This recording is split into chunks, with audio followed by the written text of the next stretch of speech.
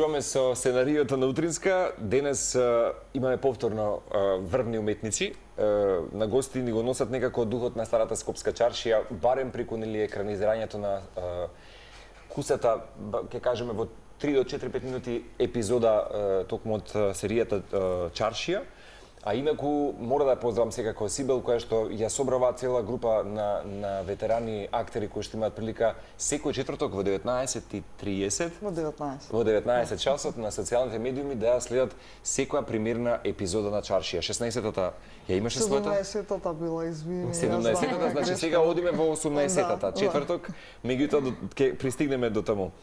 Сибел Абдил, режисер, лингвист и јас би рекол уметник со уникатна визија, која преку серијата Чаршија може колеги да погледнеме неколку сегменти која што баш ќе ни покаже дека хуморот, љубовта кон културното наследство и човечката различност може да создадат на некој начин вистински мостови.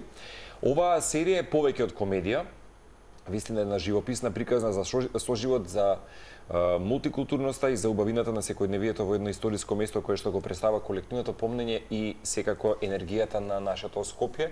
Во една прилика јас и Сибел се согласивме дека веројатно единствениот останат вистински бастион кој што ги спојува всушност и овие прекрасни генерации, нема јас помеѓу нели и етникумот па и јазиците, и Борче Начев. За прв пат по 15 години добре ни дојде во Телма. Сибел те донесе. Ние денеска ќе ти кажеме добро утро. Вистина се една богата, динамична кариера која што ја градиш преку секоја улога која што автентично ја носиш можеби низ филмот и театарот, и вистина неговата улога велат во Чаршија не само што ја оживува атмосферата на Чаршијата, туку и на некој начин ја поврза со тој некој футуризам или таа некоја можеби современост. А за твоето актерско искуство мислам дека доволно е само да се погледнат сите убави дела. Така што ќе честитаме сериозно за оваа убава спојка и ќе честитаме за успешни премиерни 17 до секој епизоди на Чаршијата. И вистина ми е драго што можеме со Ивана и со целата екипа, не знаевме дека постои ваква серија, бидејќи сепак е за социјалните медиуми наминета. Така што ќе се надеваме дека во некое следно поглавје можеби ќе се случи и емитување на телевизија. И ние се надеваме.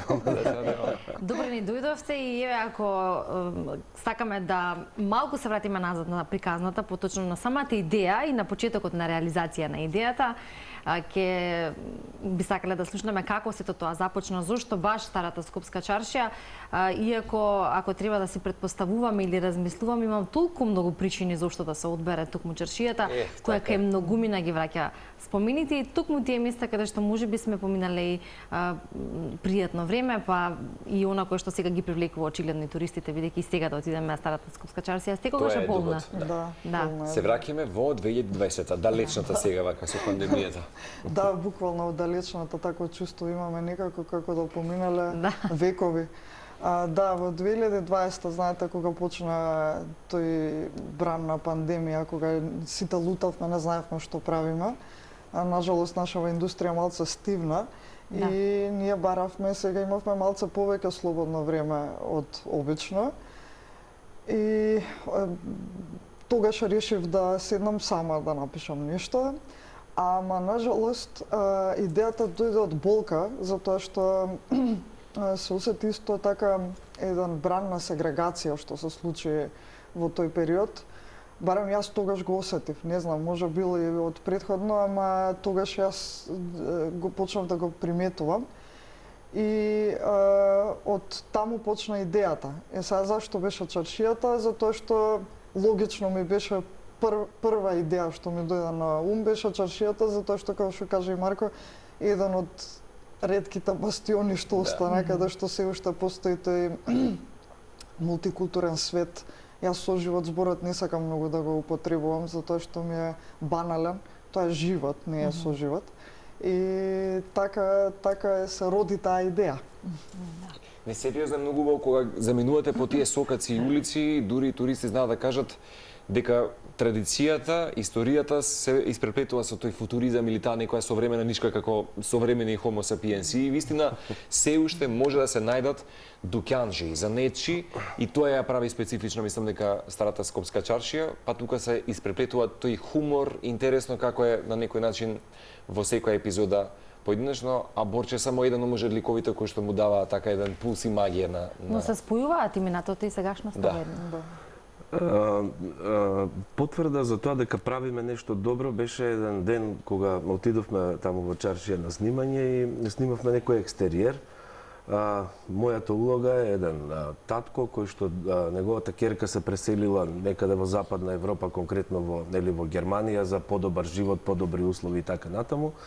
И ние создадовме една приказна околу тоа дека ева сега таткото, бидејќи не може туку така да се ја врати назад ќерката, па почнува да учи германски за некако да ја удоволи неиза, нели сето тоа да има една комуникација, и додека ги снимавме тие реплики, поминуваше еден млад брачен пар низ чаршијата и застана позади камерите да видат што всушност правиме, слушаат нешто на германски и ми се обратија на германски, они мислеа дека зборува. Wie heißt du? И нели културно објаснив дека снимаме серија, дека ете тоа е приказната, и ми ја раскажав истата приказна кој е ликот, што е суштината, зошто употребуваме германски зборови. До тогаш комунициравме на англиски, бидејќи јас не зборувам германски, нели? И наеднаш девојката прозборе македонски и рече: "Ова е мојата приказна. Јас сум преселена во Германија, сопругот ми е германец, дојдени сме овде и татко ми цело време се труди за да остави добар впечаток, му кажува по некој збор германски, ама вика тоа толку сладко, толку затоа што не е точно, па е погрешно, ама вика на еден чуден начин се разбираат." И тоа ми беше некако потврда дека правиме нешто добро, дека сме на добар пат. Да, и дека е нешто реално и постоечко, а и ќе речеме коинциденција, но ако знаеме дека ништо не е случајно. Знаците на универзумот. Мако веќе се потребна нека... Постојат такви знаци кои што кажуваат дека сме на вистинско место во вистинско време и токму тоа го правиме и го пренесуваме како порака. И тоа во таков период во кој што секој од нас беше во некакви предизвици, сега некако се исправа колосекот и можеме да ги видиме нели тие резултати што се гледаат нели преку овие кратки епизоди. За сите оние кои што ете не следат, а не знаат или сакаат да го фатат редот и да ги погледнат како и на кој начин тоа може да се види. Ако зборуваме за почетокот, за да се фати нели континуитетот и действието, како може да се види, каде, на кој начин, ете малку едно по детално објаснување. Да, серијата се емитува секој четврток на YouTube, главната епизода, кратките содржини се емитуваат на TikTok, Instagram и Facebook. TikToks, што ви рекле по старата генерација. Бидејќи нели мојот лик таму во серијата е некоја средната генерација која што малку TikTok име подалечна социјална мрежа, тоа го се застанати до Facebook и одлучивме дека карактеров Ристо кој што го играм, место TikTok вика TikToks. Кога ги адаптирате терминологиите? Точно тоа им е интересно. Внук ми вика: "Чекај се, TikTok е едно, а има и некоја друга социјална мрежа што се вика TikToks." Не, тоа е терминот на возрастната популација. Да, па ги пофаќаме овие работи се реално инспирирани од нашето секојдневие. Мислам, ова беше идеја на Борче, затоа што он го живее, тој го видел околу него дека некој погрешно го изговара и стварно тоа им беше многу смешно, например. На децата и на публиката. Ја мора да признаеме, Сибел, во едно интервју баш која споменавме дека сите некако сме резигнирани и малку имаме некои ригидни ставови кога станува збор за сега веќе нови социјални медиуми, особено пак TikTok, нели да речеме. Меѓутоа кога користиме мудро и паметно во случајот нели ваква една алатка може да биде продуктивна. Како што велиш и ти самата во дадени интервјуа, бев резигнирана, не знам дали овак на каков начин, меѓутоа вас ве изненади моментот како всушност TikTok вас ми направи револуција на серијата. Да, јас бев многу скептик за TikTok, бидејќи ни беше наложено некако да на некој начин да кажам се наметне и таму дисперзира на тој пазар. Ама јас имав многу предрасуди за тој социјален медиум. И кога требаше да се работи ова, морав да седнам и да се едуцирам. Сега јас не сум таа генерација што нели сме активни на TikTok, да кажам. И прво на почеток беше као: "Боже Господи, што е ова? Кој гледа вакви глупости? Зашто трошат време луѓето на ова?" И после нели на YouTube се отворив да гледам туториалс како тоа функционира сето тоа. И кога открив како функционира, суштина сватив дека е многу корисна алатка, затоа што има многу брз алгоритам и многу брзо се менуваат контентот, содржините и може да го исчистиш на тој начин да ти доаѓаат само работи што тебе ќе те интересираат. И нас ни заврши многу работа TikTokот за оваа серија, затоа што таргет групата ни се тинејџери, а они не да знаат да го користат, него не знам. Ниф им е тоа секојдневно. Секако ја прикажуваат разликата помеѓу TikTok генерацијата и она дуќанџиска, би рекол, ајде генерација, без да се навива на страна на едните или пак страна на другите. Да се одржи баланс. Да има некој баланс. Едноставно, ја покажуваме перспективата и на едните и на другите и наоѓаме некоја кохезија, некој заеднички момент каде што на органичен начин да докажуваме што е подобро, која страна е подобра. Некојаш во некоја епизода повеќе прифаќа, да речеме, идеите на младите, постарите ги прифаќаат идеите на помладите, а во некоја епизода каде што се стремиме кон тоа да се зачува културното наследство на чаршијата, таму доминираат идеите на постарите. И на тој начин мислам, тоа и кога го пишуваме, ние тргнуваме од некоја органичност, да речеме тоа што нас ни доаѓа природно како логично, тоа го земаме во предвид. Оно кое што во дел од интервјуото го споменуваш, Сибела, дека ликот на Берберот Ристо е инспириран од вистински лик, Чичко Ристото, татко на твојата најдобра другарка од детството, Кони.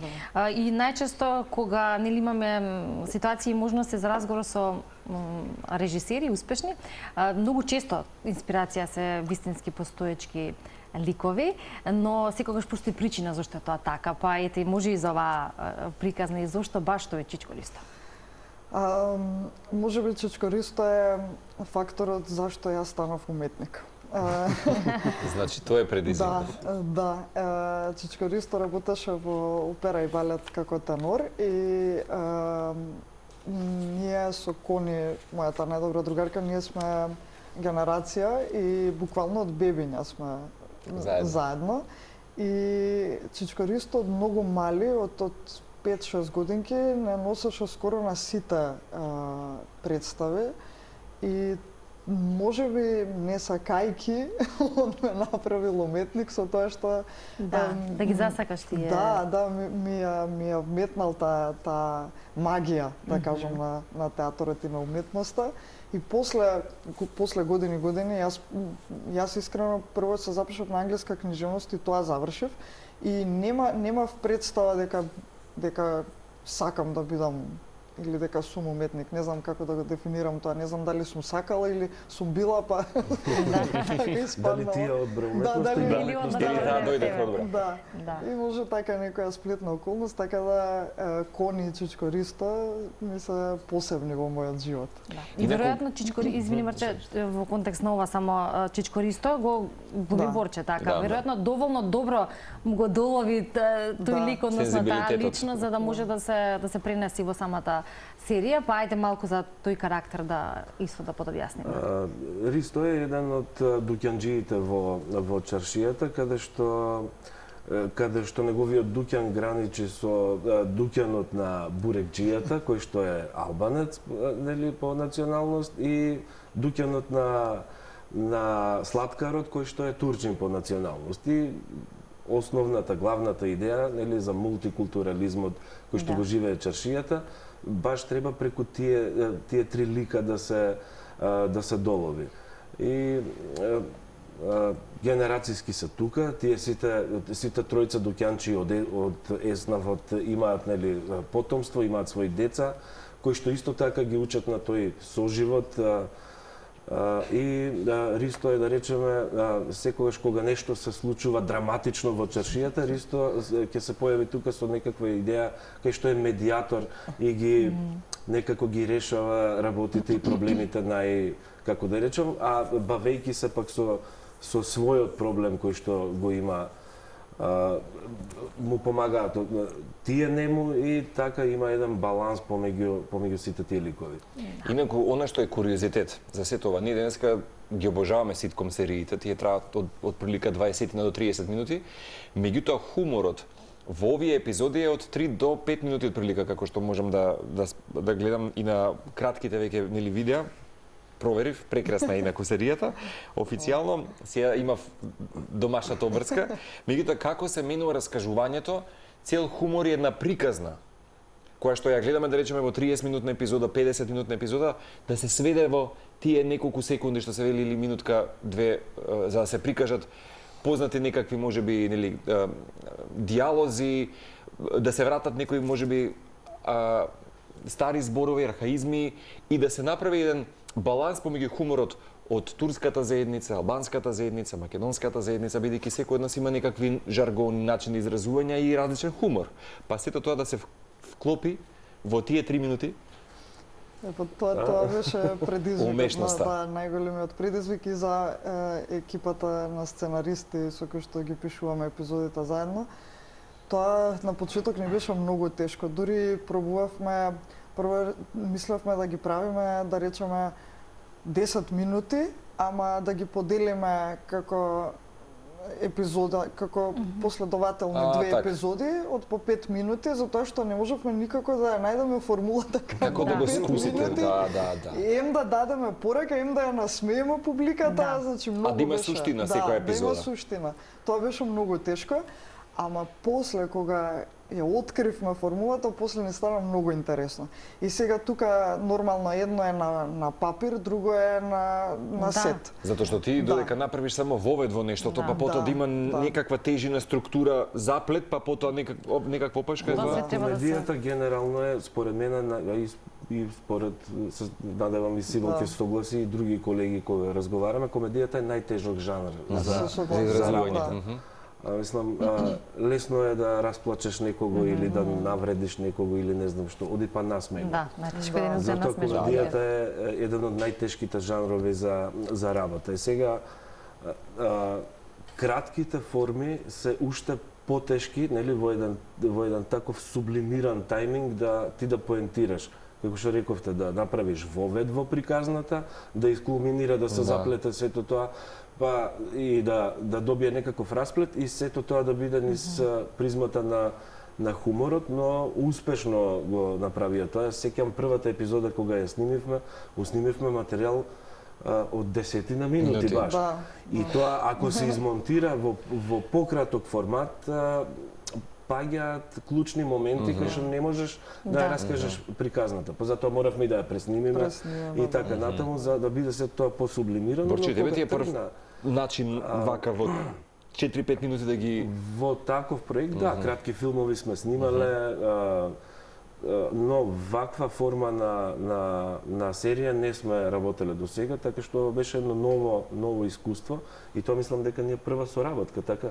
Да. И мислам дека супер се најдовме и некако почнавме да се разбираме на тој јазик. Секоја епизода има свој наслов, свој сензибилитет на хумор или се како една верига постојано треба да се гледаат?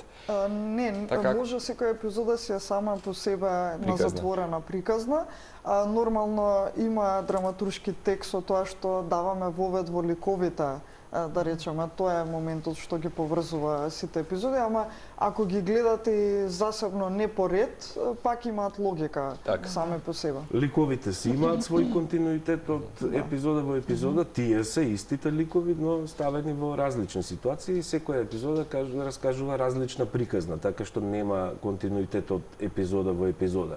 Некаде може нешто ќе се проведе, ама не е врзано за главната приказна. Не се како продолженија, туку се каза засебно. Ќе ги споменеме и другите актери, односно другите ликови во голема актерска екипа серијата, и она кое што меѓу другото е составен дел од нашата денешна тема, така како што насловивме, љубов, хумор и лични приказни. Значи преку личните приказни и преку она кое што е дел од сценариото, да речеме, на самата серија се работи во таа синхронизација или да речеме меѓусебна соработка, меѓу што љубовта треба да биде основата, нели, а и хуморот и зад камерите, односно надвор од сетовите.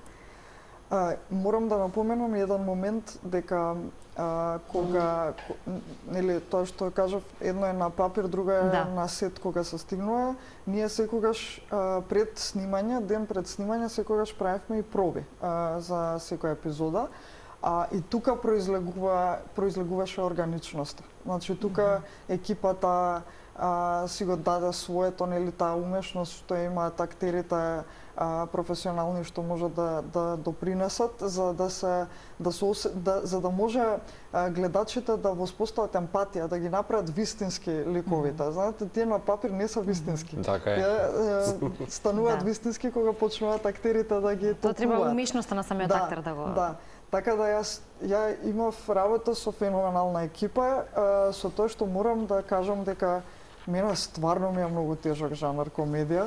Јас сум театарски режисер пред се, тоа ми е првата љубов и обожавам да работам драми, ама имам сватено дека тоа ми е полесно во суштина.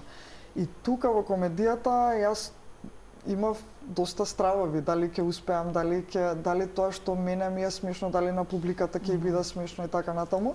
Ама бидејќи работев со многу професионална екипа, немав проблем.